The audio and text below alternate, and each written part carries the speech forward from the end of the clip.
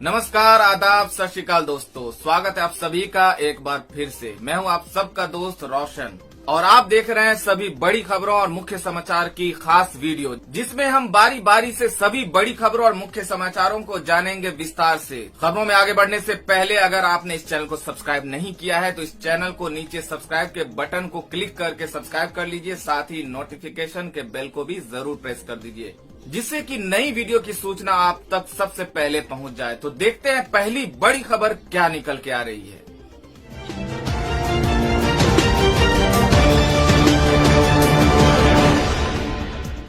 दोस्तों, पहली बड़ी खबर में बात कर लेते हैं कोरोना संक्रमण के ताजा रिपोर्ट की। तो बता दें कि कोरोना संक्रमितों की संख्या 50,000 के करीब पहुंची। महाराष्ट्र में 1233 नए मामले। बता दें कि महाराष्ट्र और तमिलनाडु में विस्फोटक होती स्थिति के चलते देश में संक्रमित लोगों की संख्या 50,000 के करीब पहुंच गई है। बुधवार को महाराष्ट्र में जहां रिकॉर्ड 1233 नए मामले मिले हैं, वहीं तमिलनाडु में भी 771 संक्रमित पाए गए हैं। इन दोनों ही राज्यों में देश के करीब 1/3 से ज्यादा संक्रमित हैं। केंद्रीय स्वास्थ्य मंत्रालय की तरफ से जारी आंकड़ों के मुताबिक देश में पिछले 24 घंटे में 126 लोगों की जान गई और 2,998 नए केस मिले हैं। इसके साथ ही कोरोना से जान जाने वालों की संख्या 1,694 हो गई है और अब तक 49,391 संक्रमित हुए हैं। 14,000 से ज्यादा लोग अब तक स्वस्थ भी हो चुके हैं। तो अगली बड़ी खबर निकल के आ रही है। दिल्ली के बाद अब यूपी में भी महंगी हुई शराब, पेट्रोल और डीजल की कीमत में भी बढ़ोतरी। बता दें कि कोरोना वायरस के कारण लागू लॉकडाउन के चलते उत्तर प्रदेश सरकार की कमाई को तगड़ा झटका लगा है। ऐसे में बेपटरी हुई अर्थव्यवस्था को सुधारने के लिए योगी सरकार ने कई अहम फैसले लिए हैं। इसी क्रम में बुधवार को यूपी कैबिनेट की बैठक में पेट्रोल पर 2 रुपये प्रति लीटर और डीजल पर 1 रुपये प्रति लीटर वैट बढ़ाने को मंजूरी दे दी गई है। इसके अलावा देशी शराब की कीमत भी 5 रुपये बढ़ा दी गई है। अंग्रेजी शराब की कीमत 20 से 400 रुपये तक बढ़ा दी गई। आज रात 12 बजे से बढ़ी हुई कीमत लागू हो जाएगी। बुधवार को मुख्यमंत्री योगी आदित्यनाथ की अध्यक्षता में हुई बैठक में उत्तर प्रदेश लोक स्वास्थ्य एवं महामारी रोग नियंत्रण अध्यादेश 2020 को मंजूरी देने के साथ 10 महत्वपूर्ण प्रस्तावों को मंजूरी दी गई है। कोविड-19 के कारण जारी लॉकडाउन से पटरी से उतरी अर्थव्यवस्था में फिर से जान फूंकने के लिए यूपी कैबिनेट ने पेट्रोल व डीजल पर वैट बढ़ा दिया है। मुख्यमंत्री योगी आदित्यनाथ की अध्यक्षता में हुई बैठक में पेट्रोल व डीजल पर वैट बढ़ाने को मंजूरी दे दी गई है। इसके अलावा शराब की कीमत भी बढ़ा दी गई है। बैठक के बाद कैबिनेट मंत्री सुरेश खन्ना ने मीडिया से बातचीत में कहा कि लॉकडाउन के कारण हमारा टैक्स कलेक्शन बहुत गिरा है। हमारी आर्थिक स्थिति इस महीने कमजोर रही है। इसे ध्यान में रखते हुए ये फैसला लिया गया है। तो अगली बड़ी खबर निकल के आ रही है। मनोज तिवारी ने शराब के बढ़े दामों को लेकर केजरीवाल सरकार पर कसा तंज। बोले, मजबूरी का फायदा उठाना ठीक नहीं। बता दें कि लॉकडाउन को 17 मई तक पूरे देश में बढ़ा दिया गया है। वहीं लॉकडाउन के 3rd फेज में सरकार ने लोगों को कई रियायतें दी हैं, जिसमें शराब की दुकानों को खोलने का आदेश भी शामिल था। अन्य राज्यों के जैसे दिल्ली में शराब की बिक्री से पाबंदी हटा दी गई है, लेकिन लॉकडाउन के दौरान 4 मई को शराब की दुकानें खुलते ही शराब की दुकानों पर लोगों की भीड़ लग गई, जहां जमकर सोशल डिस्टेंसिंग की धज्जियां उड़ाई गई। इतना ही नहीं, अपने दिल्ली में शराब के दाम 70% तक बढ़ा दिए गए। इसे लेकर बीजेपी सांसद मनोज तिवारी ने दिल्ली की केजरीवाल सरकार को आड़े हाथों लिया।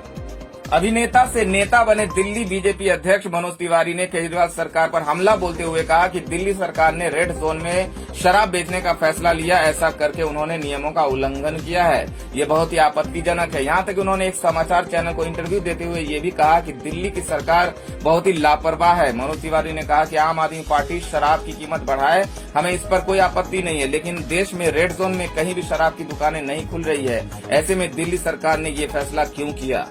बड़ी खबर निकल के आ रही है। तेलंगाना में लॉकडाउन 29 मई तक बढ़ाया गया। मुख्यमंत्री केसीआर ने की घोषणा। बता दें कि तेलंगाना में कोरोना वायरस के बढ़ते मामलों को देखते हुए प्रदेश सरकार ने राज्य में लॉकडाउन को बढ़ाकर 29 मई तक कर दिया है। तेलंगाना के मुख्यमंत्री के चंद्रशेखर राव ने मीडिया को जानकारी देते हुए बताया कि राज्य में कोरोना वायरस के संक्रमित मरीजों को देखते हुए ये फैसला लिया गया है। बता दें कि पिछले सप्ताह से तेलंगाना में कोरोना वायरस के मामलों में तेजी देखी गई है। राज्य में अब तक 1000 से अधिक कोरोना संक्रमित मामले सामने आ चुके हैं। इसके अलावा मुख्यमंत्री ने चंद्रशेखर राव ने तेलंगाना निवासियों से कहा कि जनता को शाम 6 बजे तक आवश्यक वस्तुओं की खरीद पूरी कर लेनी चाहिए और उन्हें अपने आवासों तक पहुंच जाना चाहिए। अगली बड़ी खबर निकल के आ रही है। सऊदी अरब ने एक फैसले से 26 लाख भारतीयों की नौकरी को संकट में डाल दिया। बता दें कि सऊदी अरब ने कोरोना संकट के नाम पर एक ही झटके में वहां काम कर रहे तकरीबन 26 लाख भारतीयों की रोजी रोटी का संकट खड़ा कर दिया है। दरअसल वहां के मंत्रिमंडल ने कोरोना संकट के नाम पर निजी कंपनियों को 40% सैलरी कटौती की इजाजत दे दी है। इतना ही नहीं, उसने निजी कंपनियों को कर्मचारियों का कॉन्ट्रैक्ट तोड़ने का भी अधिकार दे दिया है। अभी इस फैसले को सऊदी सरकार की ओर से पुष्टि होना बाकी है और जैसे इस पर मुहर लगती है, निजी कंपनियों को एक बड़ा मौका मिल जाएगा। असल में कोरोना वायरस के चलते इस वक्त सऊदी अरब भी बहुत ज्यादा आर्थिक दबाव में चल रहा है। उसका तेल बिक नहीं पा रहा है और उसका अंतर्राष्ट्रीय मुद्रा भंडार तेजी से खाली होता जा रहा है। अरब के एक नामी अखबार अशराल अल अवसात ने जो खबर दी है, उससे लाखों भारतीय परिवारों को बहुत बड़ा झटका लग सकता है। इसके मुताबिक सऊदी अरब की कैबिनेट ने प्राइवेट सेक्टर की कंपनियों को सैलरी में 40% तक कटौती की अनुमति दे दी है।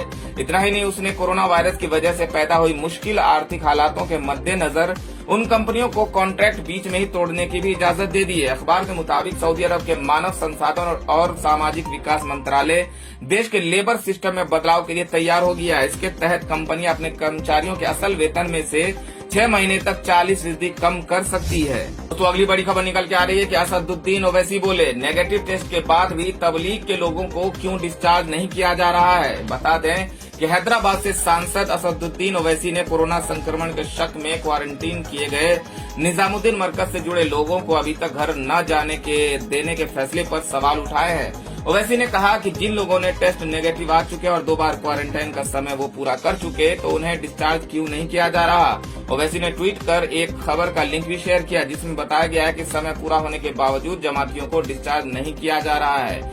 ऑल इंडिया मजलिसे इत्तेहादुल मुस्लिमीन के प्रमुख असदुद्दीन ओवैसी ने ट्वीट कर लिखा, नेगेटिव टेस्ट के बाद भी निजामुद्दीन मरकज के लोगों को डिस्चार्ज क्यों नहीं किया जा रहा है। वो 2 बार जरूरी क्वारंटाइन का अपना समय भी पूरा कर चुके हैं। इसके बावजूद दिल्ली सरकार उन्हें डिस्चार्ज करने की इजाजत नहीं दे रही। ये 31 मार्च से वहां है और उनको तुरंत छुट्टी दी जानी चाहिए। तो दोस्तों, खबरों में आगे बढ़ने से पहले बात कर लेते हैं आज के माइंड क्विज के सवाल का, जिसका जवाब देकर आप जीत सकते हैं एक बम्पर इनाम। तो देखते हैं आज का सवाल क्या है। आज का सवाल है, आपको बताना है कि बिहार के राज्यपाल का क्या नाम है। सही उत्तर आप कमेंट में नीचे दे सकते हैं और सही जवाब देने वाले को रैंडमली सिलेक्ट करके उन्हें दिया जा सकता है एक शानदार उपहार। तो बढ़ते हैं अगली बड़ी खबर की ओर। तो अगली बड़ी खबर निकल कर कि दिल्ली में कोरोना टैक्स के बाद भी शराब की दुकानों पर लंबी लाइनें, लोगों ने बरसाए फूल। बता दें कि लॉकडाउन में शराब की दुकानें खोले जाने के बाद लगातार इन दुकानों पर भारी भीड़ है। दिल्ली सरकार ने शराब पर स्पेशल कोरोना फी टैक्स लगा दिया है, जिससे शराब के दाम एक साथ काफी बढ़ गए हैं। इसके बावजूद शराब खरीदने वालों की लंबी लाइनें हैं। एक तरफ लोगों ने शराब की दुकानें तय सीमा पर न खुलने को लेकर नाराजगी जाहिर की है, वहीं कुछ लोगों ने शराब लेने आए लोगों को अर्थव्यवस्था बचाने वाले बताते हुए फूल भी बरसाए। बता दें कि दिल्ली के चंदर नगर में मंगलवार को एक शख्स शराब की लाइन में खड़े लोगों पर फूल बरसाता दिखा। शख्स कह रहा था कि आप इस देश की अर्थव्यवस्था को मजबूत कर रहे हो। इस दौरान लाइन में लगे लोग भी हाथ जोड़कर अभिवादन करते दिखे। इनका कहना है कि ये लोग देश के लिए काफी जरूरी काम कर रहे हैं। बता दें कि दिल्ली के लक्ष्मी नगर में शराब लेने आए एक शख्स ने कहा कि शराब पर 70% टैक्स बढ़ाया गया है, लेकिन इससे कोई दिक्कत नहीं है, इसे हम अपनी तरफ से देश के लिए डोनेशन मान रहे हैं। इस शख्स ने इस दौरान कहा कि मैं सुबह 6 बजे से यहाँ खड़ा हूँ। शराब की दुकान 9 बजे खुलनी थी, लेकिन पुलिस इससे 5 मिनट पहले आई। प्रशासन को सतर्क रहने की जरूरत है। इस दौरान कुछ गड़बड़ हो जाती तो कौन जिम्मेदार होता। बता दें कि दिल्ली सरकार ने शराब पर कोरोना टैक्स लगा दिया है, जिसके बाद दिल्ली में शराब महंगी हो गई है। दिल्ली सरकार के मुताबिक अब दिल्ली में एमआरपी पर 70% टैक्स लगेगा। दिल्ली सरकार ने शराब पर स्पेशल कोरोना फीस नाम से नया टैक्स लगाने की घोषणा की है, यानी कि जो शराब की बोतल 500 में मिलती होगी वो अब 850 रुपए की मिलेगी। तो अगली बड़ी खबर निकल के आ रही है, मुंबई में 17 मई तक धारा 144 लागू, कोरोना संक्रमितों की संख्या हुई 9000 पार। बता दें कि महाराष्ट्र के मुंबई शहर में कोरोना वायरस का खतरा अभी भी बना हुआ है, जिसके चलते यहां 17 मई तक सीआरपीसी की धारा 144 लागू रहेगी। मुंबई पुलिस के अनुसार शहर में सभी गैर जरूरी सेवाओं के लिए एक या एक से अधिक व्यक्तियों की आवाजाही रात 8 से सुबह 7 बजे के बीच प्रतिबंधित रहेगी।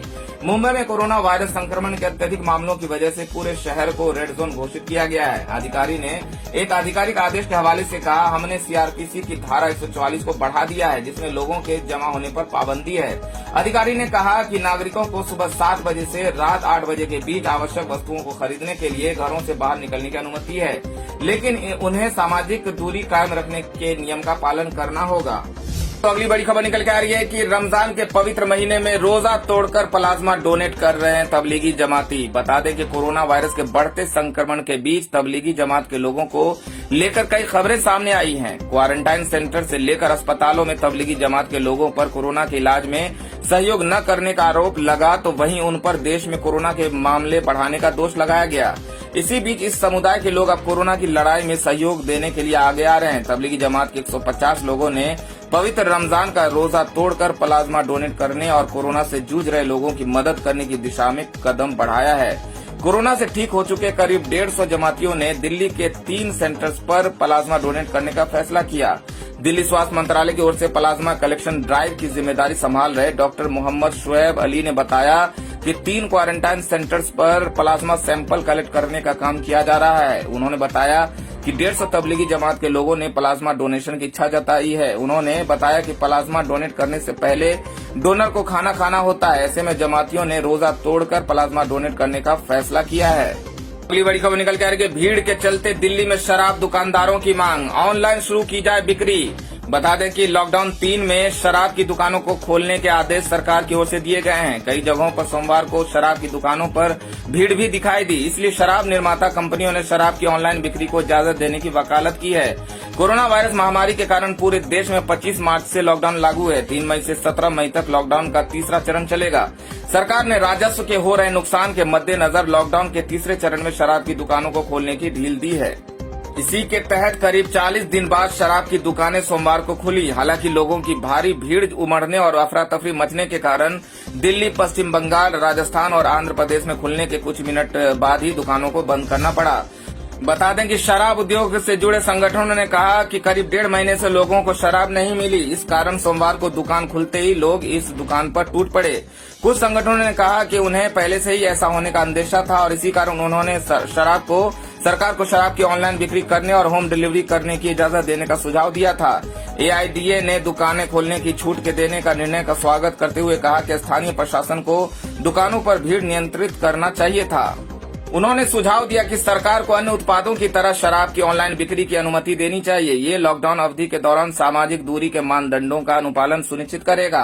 अगर ऑनलाइन बिक्री जैसे चैनलों को अनुमति दी जाती है तो इससे दुकान पर भीड़ कम हो जाता और बहुत से लोगों को दुकान पर जाने की जरूरत नहीं होगी। तो अगली बड़ी खबर में बात कर लेते हैं आज के मौसम समाचार की। तो बता दें कि अगले 3 दिनों तक इन 10 राज्यों में हो सकती है भारी बारिश। स्काईमेट ने जारी किया अलर्ट। बता दें कि कोरोना संकट के बीच देश के कई राज्यों में गर्मी और बारिश के बीच आंख मिचौली चल रही है। कहीं लोग गर्मी से परेशान हैं तो कहीं पर बारिश ने लोगों का जीना मुहाल कर रखा है। स्काईमेट वेदर के मुताबिक पश्चिमी विक्षोभ उत्तरी पाकिस्तान और इससे सटे जम्मू कश्मीर के पास पहुंच गया है। इसके प्रभाव से विकसित हुआ चक्रवाती हवाओं का क्षेत्र मध्य पाकिस्तान और इससे सटे पश्चिमी राजस्थान पर है।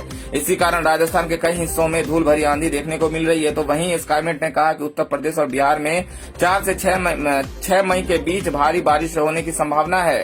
दोस्तों, इस वीडियो में इतना ही। वीडियो को अगर आपने लाइक नहीं किया है तो लाइक कर दीजिए, वीडियो को अपने दोस्तों में शेयर भी कर दीजिए और अगर आप ताजा तरीन और मुख्य समाचार की वीडियो अपडेट्स जानना चाहते हैं तो इस चैनल को सब्सक्राइब कर लीजिए। वीडियो देखने के लिए बहुत बहुत धन्यवाद।